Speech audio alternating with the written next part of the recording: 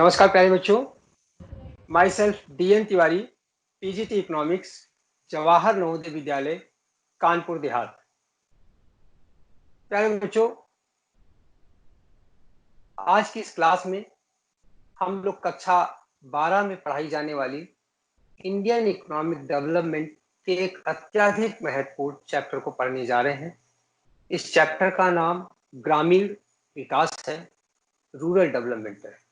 प्यारे बच्चों, कभी कभी ग्रामीण और विकास दो शब्द विरोधाभासी से भी लग सकते हैं, कॉन्ट्रडिक्टरी रखते हैं, लेकिन वास्तव में बिना गांव के विकास के हम भारत के विकास की कल्पना नहीं कर सकते। गांव के विकास के महत्व को महात्मा गांधी से लेकर प्लानिंग कमीशन से होते हुए अगर आप देखेंगे तो आज वर्तमान में इसका महत्व भी नीति आयोग भी समझ चुका है। महात्मा गांधी ने एक बार कहा था कि भारत वास्तव में गांव में बसता है, तो खाली शहरों का, औद्योगिक क्षेत्रों का विकास करके हम भारत का विकास नहीं कर सकते। प्यारे बच्चों, ये महात्मा गांधी के शब्द हैं जब देश आजाद हुआ था। इसके बाद आज के अगर हम शब्द को देखते हैं तो नीति आयोग का भी कुछ यही मानना है। नीति आयोग का भी ये कहना है कि समय के साथ साथ गांव के विकास की आवश्यकता भी बढ़ती चली गई है। Rural development has assumed greater importance in India today than in earlier period in the process of development of the country.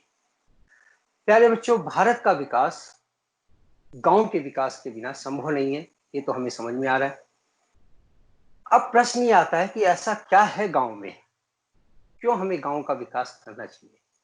तो प्यारे बच्चों, लगभग 46% आपके नेट डोमेस्टिक प्रोडक्ट का वो गांव से ही आता है। Villages are the backbone.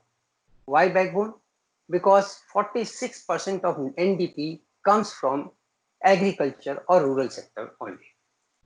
इसके अलावा लगभग 67.4%, जो कि आजकल 70% जो टोटल वर्किंग फोर्स है वो भी गांव या ग्रामीण क्षेत्र में ही लगी है। डायरेक्टली लगभग आपके 80% भारतीय जनसंख्या का संबंध गांव से है। आज आप देखिए हर शहर से गांव की तरफ हजारों की संख्या में मजदूर वापस आ रहे हैं। तो कहीं ना कहीं आपका गांव भारत की 80%, जी हाँ बच्चों, लगभग 80% जनसंख्या आज भी प्रत्यक्ष और अप्रत्यक्ष रूप से गांव से संबंधित है। वास्तव में देखा जाए तो सेवा क्षेत्र का योगदान GDP में 55-56% माना गया है, लेकिन आप ये देखिए इन ट्रकों में भरकर क्या जा रहा है। Transportation comes under service sector.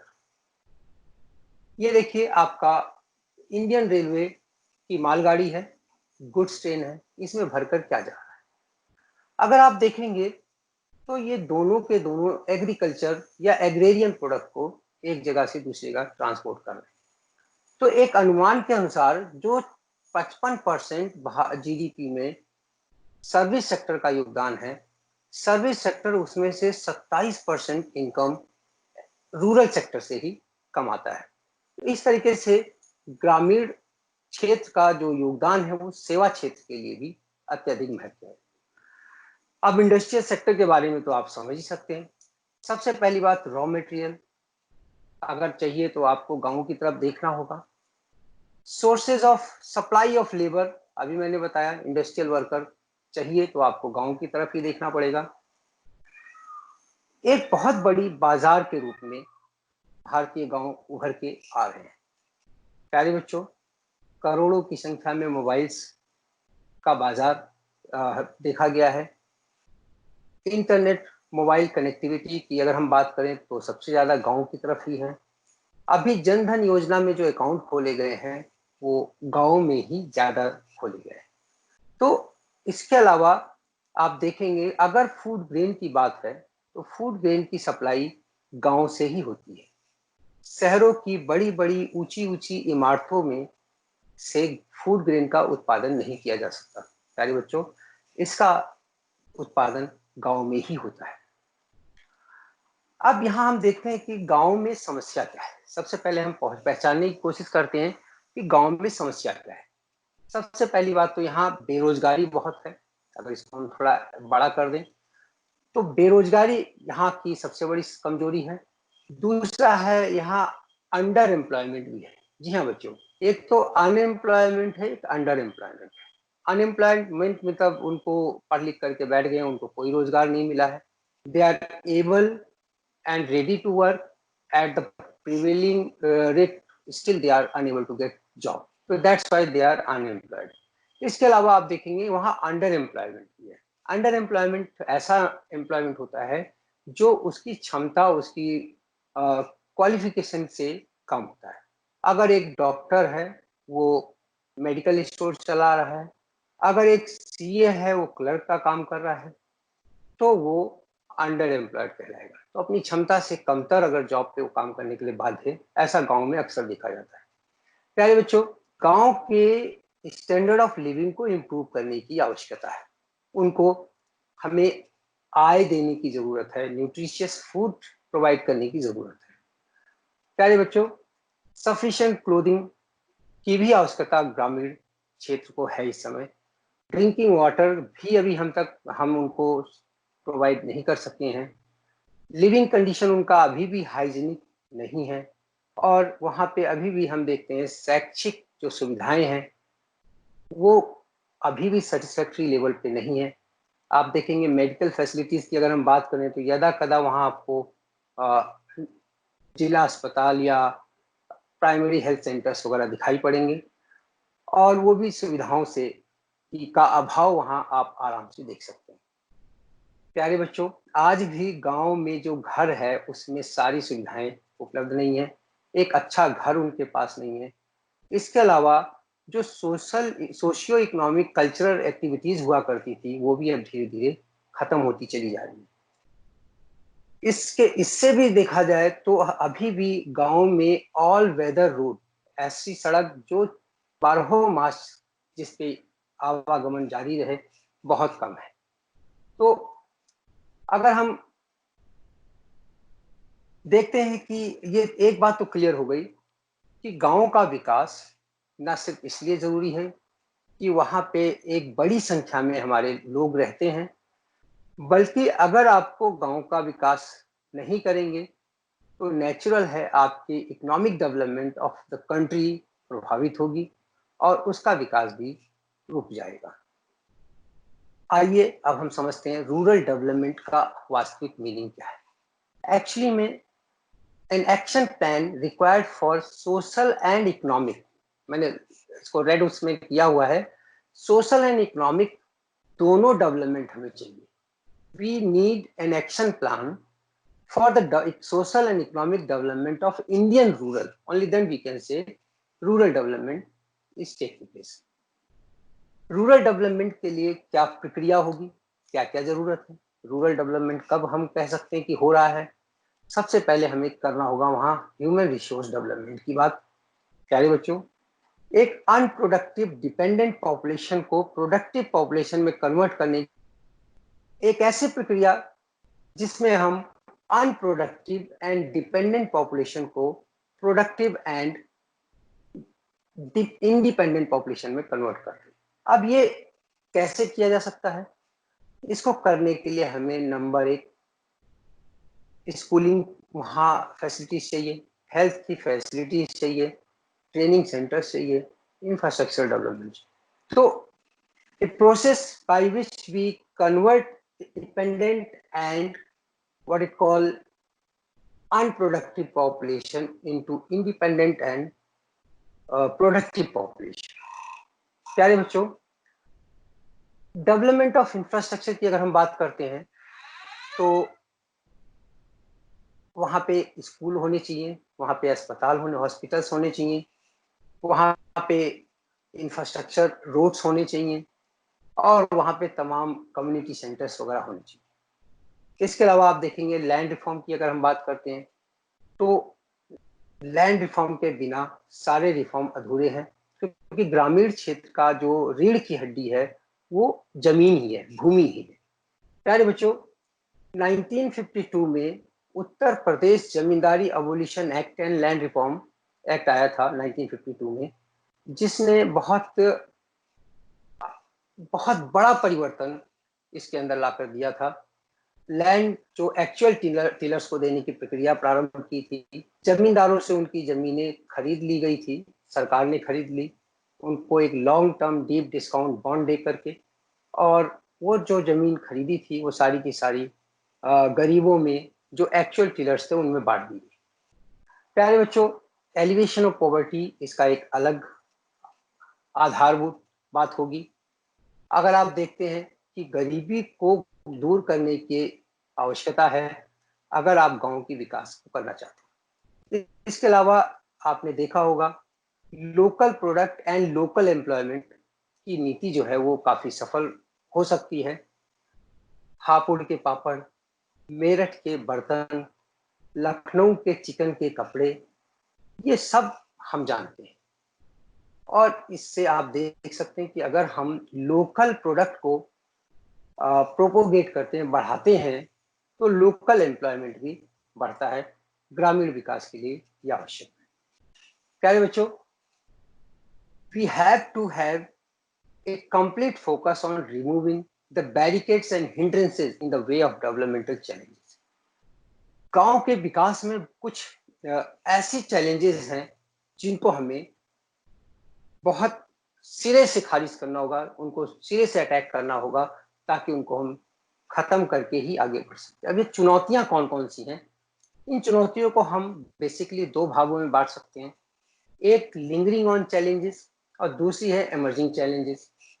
अगर हम लिंगरिंग ऑन चैलेंज की बात करते हैं तो ऐसी चुनौतियां हैं जो दशकों से चली आ रही हैं, स्वतंत्रता प्राप्ति के समय से ही चली आ रही हैं, और अभी भी वो किसी ना किसी रूप में उनका सामना हमें करना पड़ रहा है। इसके अलावा इमर्जिंग चैलेंजेस भी होते हैं।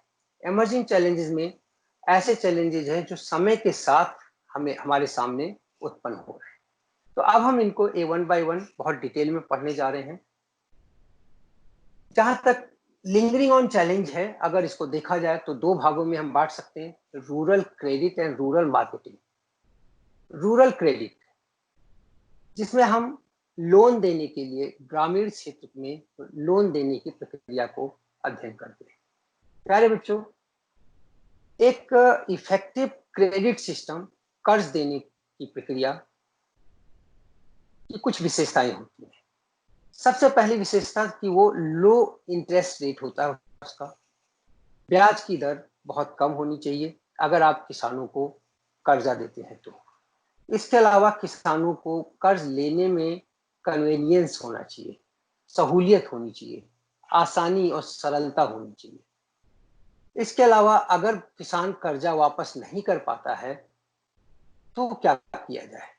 अगर वो कर्जा वापस नहीं किया कर पाता है, प्यारे बच्चों, तो उसकी एक प्रक्रिया है। प्रक्रिया के तहत उसकी कोलेटरल सिक्योरिटी को बेच करके, उचित दामों पर बेच करके, कर्ज की राशि के अतिरिक्त बाकी राशि को उसे वापस करना भी बैंक का ही काम है जिससे वो कर्ज ले रहा है।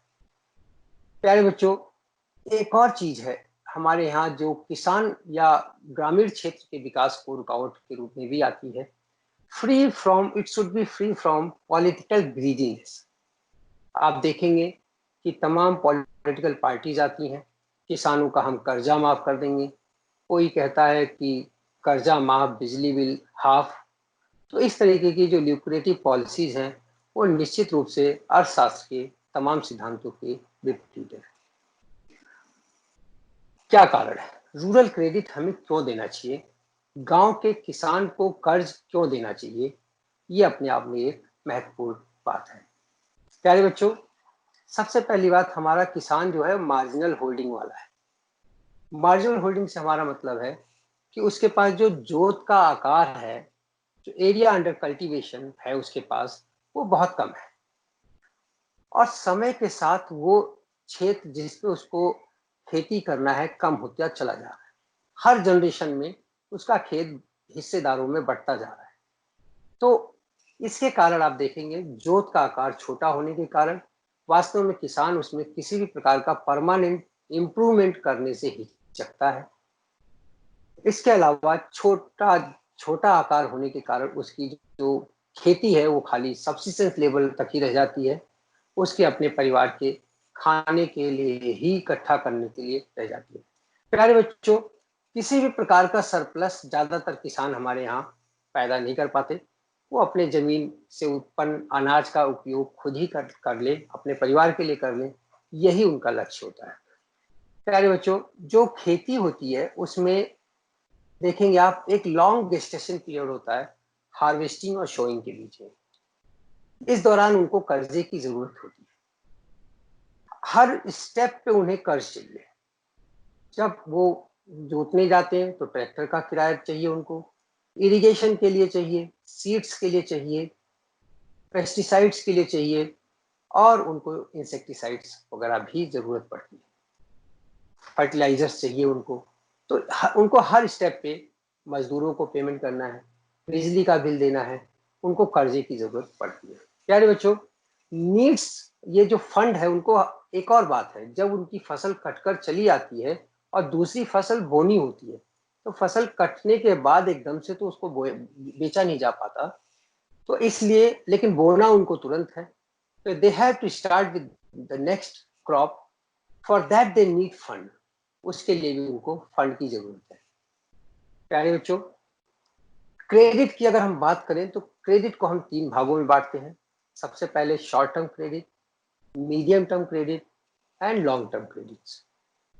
शॉर्ट टर्म क्रेडिट जो ऐसा क्रेडिट होता है जो शॉर्ट टर्म के लिए होता है, कुछ समय के लिए होता है, और 6 महीने से लेकर 12 महीने तक होता है।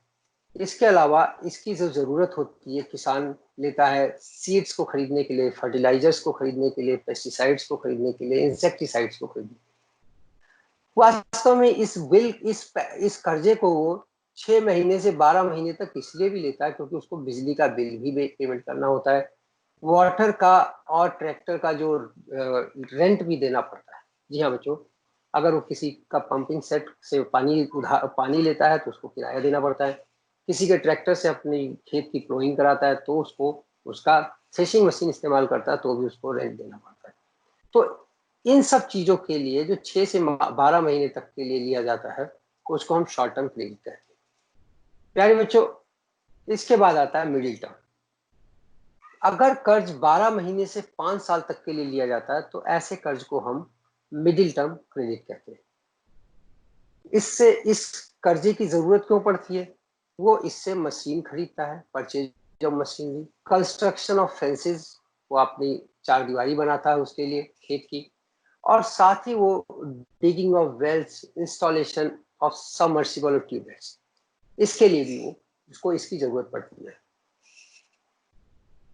लॉन्ग टर्म लोन की अगर हम बात करते हैं तो long term loan is needed for a period of 5 years to 20 years। 5 साल से 20 साल तक के लिए उसको लंबे समय के लिए लोन चाहिए होता है। ये लोन वो तब लेता है जब वो उसको जमीन, एडिशनल जमीन खरीदनी होती है या कोई परमानेंट इंप्रूवमेंट अपने खेत में करना होता है, तब वो लॉन्ग टर्म लोन लेता है जिसका टेन्योर 5 साल से 20 साल होता है। सारे प्रकार के कर्जों को हम 2 भागों में बांट सकते हैं।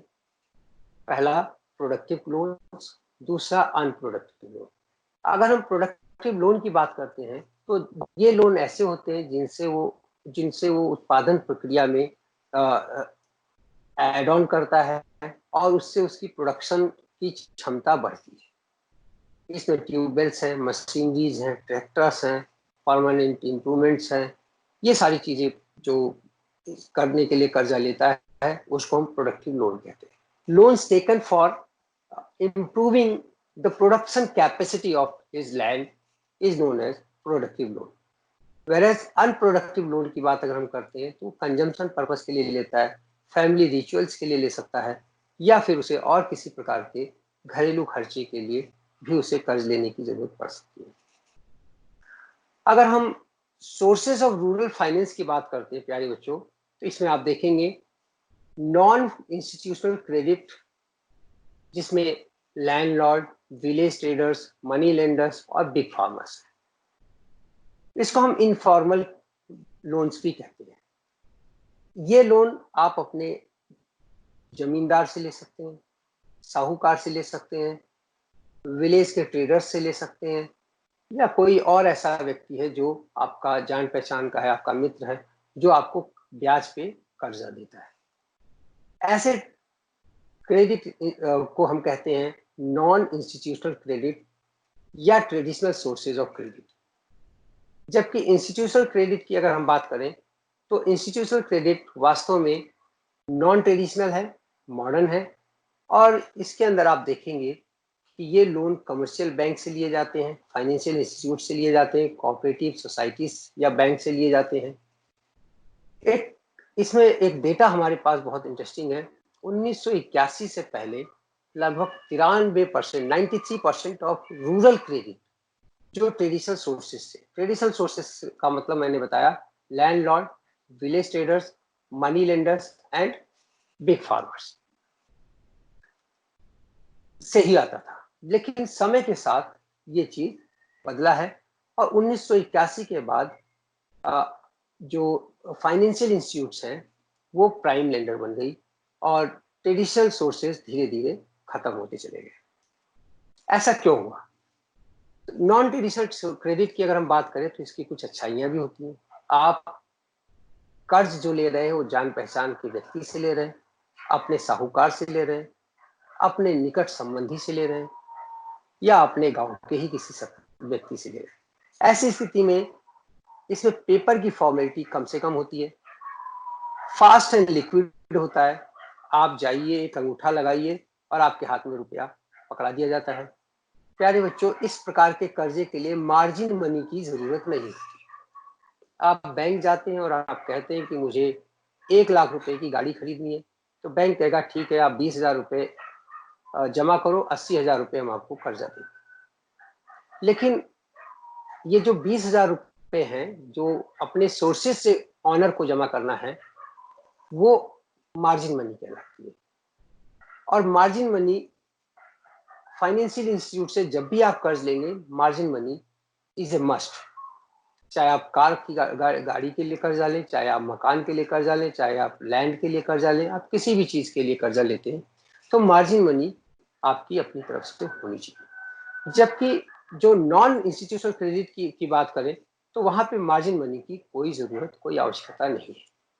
प्यारे बच्चों, इसके अलावा अपना आप जमीन का कागज रख सकते हैं, गोल्ड रख सकते हैं मॉर्गेज में, किसी और प्रकार के कॉलेटरल सिक्योरिटी की आपको जरूरत नहीं पड़ेगी। ये आप क्रेडिट कर्ज देने वाले से फैमिलियर होता है कर्ज लेने वाला, इसलिए इसमें बहुत सरल होता है, बहुत आसान होता है, किसी प्रकार की कोई समस्या नहीं होती।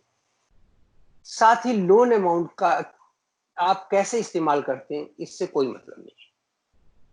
देखा जाए तो लोन अमाउंट का जो इस्तेमाल है, अगर आप बैंक से कर्जा लेते हैं तो लोन अमाउंट आप किस कर्जे के लिए, किस उद्देश्य के लिए ले रहे हैं, उस उद्देश्य को पूरा करने के लिए ही आपको पैसा मिलेगा। अगर आप घर खरीदने के लिए कर्जा ले रहे हैं तो आपको पैसा आपके हाथ में नहीं दिया जाएगा। आप जिससे घर खरीद रहे हैं, चेक बैंक उसके नाम से इशू करेगा, लोन अकाउंट आपके नाम का होगा और अमाउंट टू बी पेड होगा जिससे आप घर खरीद रहे हैं। अगर आप स्टेप वाइज खरीद रहे हैं तो आपको कर्जा स्टेप वाइज मिलेगा, disbursement of loan step wise होगा। जबकि अगर आप नॉन इंस्टीट्यूशनल क्रेडिट से लोन ले रहे हैं, साहूकार से लोन ले रहे हैं, तो बहुत सरलता से वो आपके हाथ में पैसा दे देगा। आप उस पैसे से चाहे वो काम करें जिसके लिए आप कर्ज ले रहे हैं, चाहे उसका खर्च कहीं भी आप करें, इसका किसी प्रकार का कोई रुकावट आपके सामने नहीं होती। इसके कुछ डिसएडवांटेज भी हैं। एडवांटेज तो हमने बहुत सारे बता दिए प्यारे बच्चों, अब इसके कुछ डिसएडवांटेज भी सुन लीजिए। सबसे पहली बात तो इसका ब्याज की दर बहुत ऊंची होती है। जो आप घरेलू टाइप के कर्जे लेते हैं, इसमें ब्याज की दर बहुत हाई रखी जाती है। और बहुत हाई ब्याज की दर का मुख्य कारण आपको मैं एक एग्जांपल देके बताऊं, इनका जो इंटरेस्ट रेट होता है वो पर मंथ के हिसाब से होता है। और पर मंथ में वो 3% तक लेते हैं। अब 12 या 36 यानी एक साल का 36% हो जाता है, जबकि कमर्शियल बैंक का जो हाईएस्ट रेट ऑफ इंटरेस्ट होगा वो 13-14% तक होगा। तो इनका जो रेट ऑफ इंटरेस्ट बहुत हाई होता है। और इसके अलावा जो अकाउंट, क्योंकि अकाउंट की कोई कॉपी, कोई डिटेल साहूकार किसी कर्ज लेने वाले किसान को तो देता नहीं है, तो उसमें मैनिपुलेशन भी वो खूब करता है। इसके अलावा कुछ ऐसी शर्तें भी उसमें डाल देता है लोन में जो अनफेवरेबल होती है, कि अगर आप 2 साल बाद ये नहीं दे कर्जा वापस करते तो आपका मकान हम ले लेंगे, आपका खेत हम ले लेंगे। इस तरीके की जो अनफेवरेबल शर्त है वो भी डाल देता है। प्यारे बच्चों, इसके अलावा आप देखेंगे कि रूरल जो एरिया था, ग्रामीण जो है, वो रूरल इंडेक्टनेस में फंसा हुआ था, कर्ज में फंसा हुआ था, एक जाल में फंसा हुआ था। इसके अलावा आप देखेंगे इसमें ये आजकल की अगर हम मॉडर्न सिविक सोसाइटी की बात करते हैं तो ये अनसिविलाइज्ड भी है, क्योंकि इसमें जो शर्तें थी बड़ी सख्त थी और कर्ज लेने के बाद आदमी जाल में फंस जाया करता था। इसलिए अब हम इंस्टीट्यूशनल क्रेडिट की बात करते हैं। Credit which are made by well set up financial institutes such as banks, cooperative societies, ये सारी के सारे अगर कर्ज आप यहाँ से लेते हैं तो इसके कुछ एडवांटेजेस हैं और कुछ डिसएडवांटेजेस हैं। सबसे पहले हम इसके एडवांटेज की बात कर लेते हैं। तो सबसे पहला इसका पॉइंट आप देखेंगे कि अगर आप किसी बैंक से कर्ज लेते हैं, किसी वित्तीय संस्थान से कर्ज लेते हैं, तो ये जो है नॉन एक्सप्लॉइटिव होते हैं। नॉन एक्सप्लॉइटिव का यहाँ पे हमारा मतलब ये कि इनके जो शर्तें होती, कंडीशंस होती हैं, वो वेल रिटन होती हैं और आपको पहले उसको दे दिया जाता है, आपको पढ़वा दिया जाता है और उस पर आपके सिग्नेचर लिए जाते हैं। इसके अलावा जो कर्ज की बात अगर आप करें तो आप दूसरा पॉइंट इसका फायदे वाला देखेंगे कि इनका जो ब्याज का दर मैंने बताया बहुत उनकी तुलना में बहुत कम होता है। यहाँ पे आप ब्याज की दर अगर वहां पे 3% पर मंथ है तो यहाँ पे पर एनएम के हिसाब से होता है और 8% से स्टार्ट होकर 12-13% तक मैक्सिमम जाता है, depending upon nature of loan and for what purpose you are taking.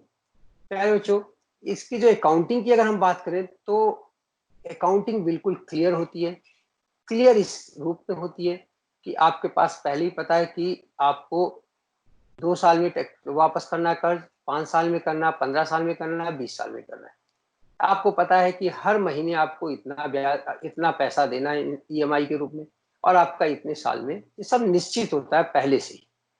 इसके अलावा आप देखेंगे कि पेपर वर्क और securities as per nature of loan की जरूरत होती है। पेपर वर्क में इनको तमाम तरीके के पेपर्स चाहिए होते हैं, उसके बारे में अभी हम आपको डिस्कस करें। प्यारे बच्चों, जो फाइनेंशियल इंस्टीट्यूट्स लोन देते हैं वो शॉर्ट टर्म, मिड टर्म और लॉन्ग टर्म होता है। Short term, mid term and long term की डेफिनेशन इससे पहले हम आपको दे चुके हैं। इसकी डिसएडवांटेज भी कुछ है। अगर हम डिसएडवांटेज की बात करें तो सबसे पहली बात है इनका जो पेपर वर्क बहुत ज्यादा होता है। पेपर वर्क के अलावा इनको बहुत सारे डॉक्यूमेंट चाहिए होते हैं। आपका पैन चाहिए, आपकी इनकम आईटीआर की कॉपी चाहिए 2 साल 3 साल की, आपके जमीन का कागज चाहिए और जब वो कागज में मालिक आप होने चाहिए। मतलब अगर आप खेत के मालिक नहीं है तो आपको उसके लिए कर्ज नहीं मिलेगा। इसके अलावा कोलेटरल सिक्योरिटीज चाहिए इनको। इसके अलावा इलिटरेट एंड पुअर फार्मर्स की खासियत होती है कि वो बैंक जाने से डरते हैं। प्यारे बच्चों, जब एक किसान बिना चप्पल पहने बैंक के गेट पे जाता है तो वो पहले ही डरा हुआ होता है। उसके बाद वहां पहुंचते ही आप, अगर आप कभी गांव में गए हैं तो आप देखते होंगे बैंक के पास ही 2-4 दलाल उसको घेर लेते हैं और उसको तरह तरह के लालच दे करके अपनी तरफ आकर्षित करते हैं। कुछ बैंकिंग सिस्टम में भी अभी करप्शन व्याप्त है। जगह जगह पे लोग इस तरीके से एंटी करप्शन ब्यूरो पकड़ता है इनको और कार्रवाई करता है, लेकिन करप्शन है। अब किससे लिया जाए लोन? कौन कौन से ऑप्शंस हैं किसानों के पास जहां से वो कर्ज ले सकते हैं? तो कुछ संस्थाएं हैं जिसको हम कोऑपरेटिव सोसाइटीज के नाम से जानते हैं, कमर्शियल बैंक्स के नाम से जानते हैं, रीजनल रूरल बैंक्स के बारे में जानेंगे। साथ ही हम नाबार्ड के बारे में अभी जानेंगे और सेल्फ हेल्प ग्रुप्स के बारे में भी जानेंगे। इसके अलावा प्यारे बच्चों, गवर्नमेंट भी इस क्षेत्र में अपनी अग्रणी भूमिका निभा रही है। अगर हम देखते हैं कि सिर्फ देखा जाए तो इन संस्थाओं का जो शेयर है वो 1981 में 7% था, और अभी देखा जाए तो इसकी कीमत, ये इनका जो कंट्रीब्यूशन है वो लगभग 66% हो चुका है। आइए अब हम पढ़ते हैं कोऑपरेटिव सोसाइटीज के बारे में, जो कि गांव में 16% से 17% कर्ज दे रही है। टोटल ग्रामीण कर्ज का 16% से 17% जो कर्ज है वो कोऑपरेटिव सोसाइटीज ही दे रही है। प्यारे बच्चों, इनकी खासियत है कि ये जो कर्ज देती है वो समय पर देती है, क्योंकि ये गांव में ही कार्यरत हैं, इसलिए इन्हें पता है किसान को पैसा कब चाहिए होता है। इसके अलावा स्पीडेड है, इनका जो कर्ज देने की प्रक्रिया बहुत स्पीडेड है, बहुत तेज है, बहुत मतलब फास्ट, इतना फास्ट है कि ये 1 दिन 2 दिन 5 दिन 15 दिन में अपना कर्ज का प्रोसेस पूरा कर देती है। इसके अलावा इन्होंने क्या किया है, एक बहुत महत्वपूर्ण भूमिका अदा की है प्यारे बच्चों, totally elimination of money lenders as credit agency. पहले जो साहूकार हुआ करते थे, मनी लेंडर्स हुआ करते थे, वो एक जाल बनाकर रखते थे, कर्ज का जाल, किसानों को उसमें पकड़े रहते थे। उसके चंगुल से इन संस्थाओं ने, खास करके कोऑपरेटिव सोसाइटीज ने, निकलने में मदद की है। इनके यहाँ कर्ज लेने के लिए डॉक्यूमेंटेशन भी बहुत कम चाहिए और सिक्योरिटी भी बहुत कम चाहिए। प्यारे बच्चों, कोऑपरेटिव सोसाइटीज लोकल बॉडीज ही मिलकर के, लोकल किसान मिलकर ही बनाते हैं और वही उसको चलाते भी है। अगर हम दूसरी बात करें तो कमर्शियल बैंक के बारे में आपको पता है, व्यवसायिक बैंक, जिसमें खास करके आप एसबीआई की बात करते हैं, आप केनरा बैंक की बात करते हैं, आप पंजाब नेशनल बैंक की बात करते हैं, आप इलाहाबाद बैंक की बात करते हैं। ये सारे जो व्यवसायिक बैंक हैं, ये लगभग टोटल क्रेडिट का 75%, जी हाँ 75% of total rural is being provided by commercial bank, that too SBI. SBI की स्थापना प्यारे बच्चों 1955 में इस लक्ष्य के साथ की गई थी कि इसको 1969 में 1969 में नेशनलाइज भी कर दिया गया था। इसका प्राइम जो बैंक के रूप में इसकी स्थापना की गई थी।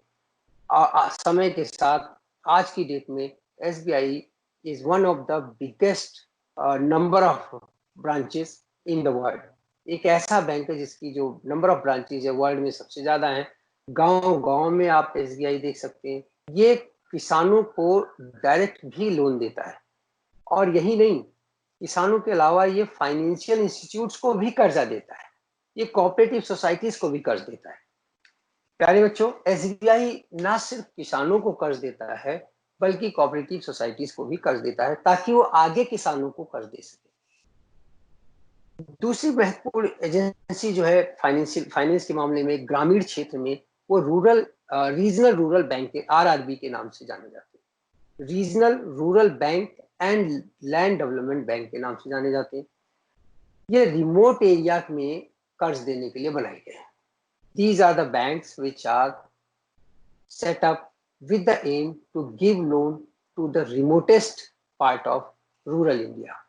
प्यारे बच्चों, इनका मेन टारगेट जो होता है ग्रामीण जनता का, ग्रामीण जनसंख्या के गरीबों में गरीब, weaker section of the rural population, इनका के लिए लोन देना इनका मुख्य लक्ष्य होता है।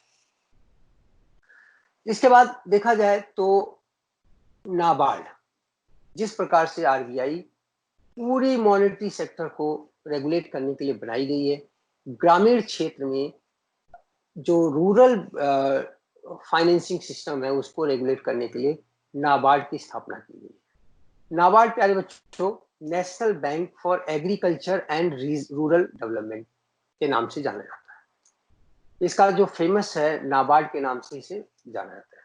This bank was set up to work as an apex funding agency for institutions providing rural credit. ऐसी संस्थाएं जो कि गांव में कर्जा देती हैं, उन फाइनेंशियल संस्थाओं, उन वित्तीय संस्थाओं को लोन प्रोवाइड करने के लिए इनको सेटअप किया गया था। इनका मुख्य लक्ष्य है ट्रेनिंग देना, रीशेड्यूलिंग करना और ग्रामीण क्षेत्र में फाइनेंशियल इंस्टीट्यूट्स के लिए नीति निर्धारण करना, नीति निर्माण करना।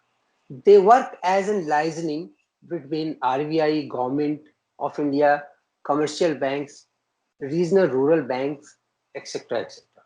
इन सब के मध्य में एक लिंकअप का काम करती है, सबको कोऑर्डिनेटर का काम करती है, और किस तरीके से रूरल फाइनेंसिंग सिस्टम को स्ट्रांग बनाया जाए उसमें क्या सलाह देती है, ये सारा काम नाबार्ड के हिस्से में दिया गया है।